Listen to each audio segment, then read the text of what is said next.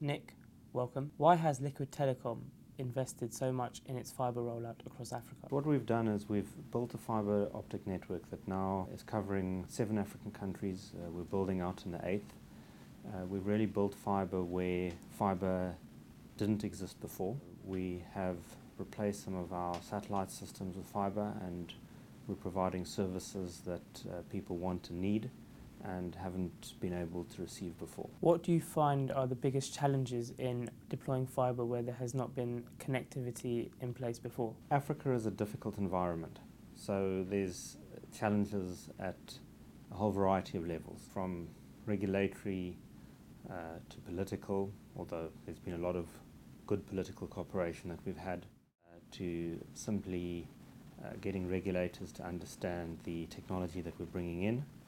And obviously just the geographical environment itself is difficult, and building across territories which are large and which don't have many services which exist already. What do you see as the biggest demand drivers for the rollout and the strategy that Liquid Telecom is approaching in the regions that it operates in? Well, we had initially anticipated that the main demand would be for international connectivity, for improved voice services and much faster internet, provision of content, software availability, all the things that people in countries that have already been connected take for granted. We've been somewhat surprised by the use to which our network has been put, pleasantly surprised. There's definitely been high demand for international services, but there has been even greater demand for national and regional services, banks wanting to see their branches connected. Previously they'd worked offline or using slow satellite systems.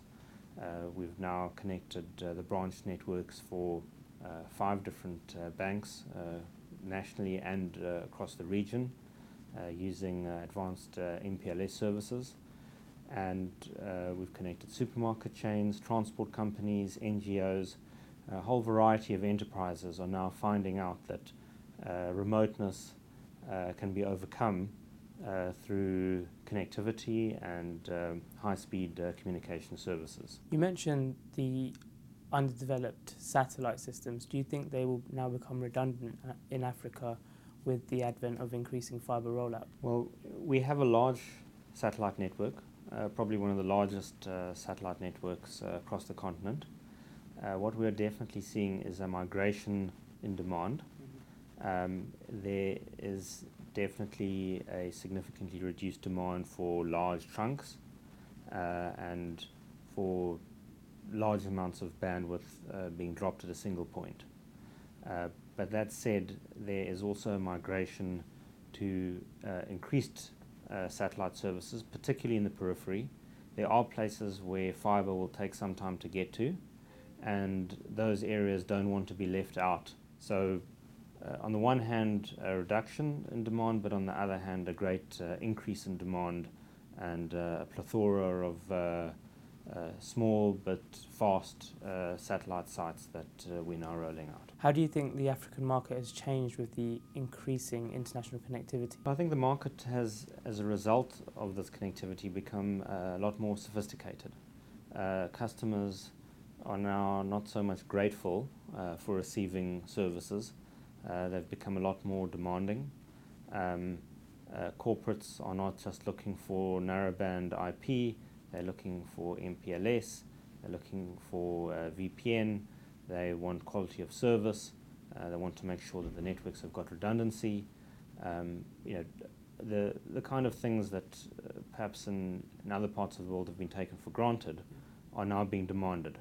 If one went back a few years ago, many of those customers, as I say, were simply grateful to receive a service at all. You mentioned that you're rolling out now fibre in 8 countries in Africa. What is the future projections for growth for Liquid Telecom? We will continue to grow, not only in the countries in which we have currently built fibre and are expanding our networks.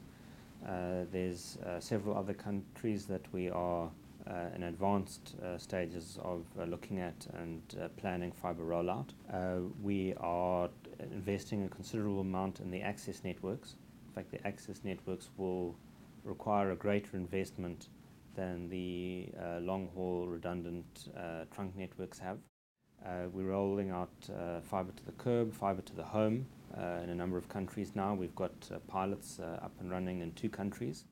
In the coming months, be announcing a very exciting new initiative to provide a whole variety of value-added digital services running over the top of our fibre network. Nick, thanks for your time. Thank you.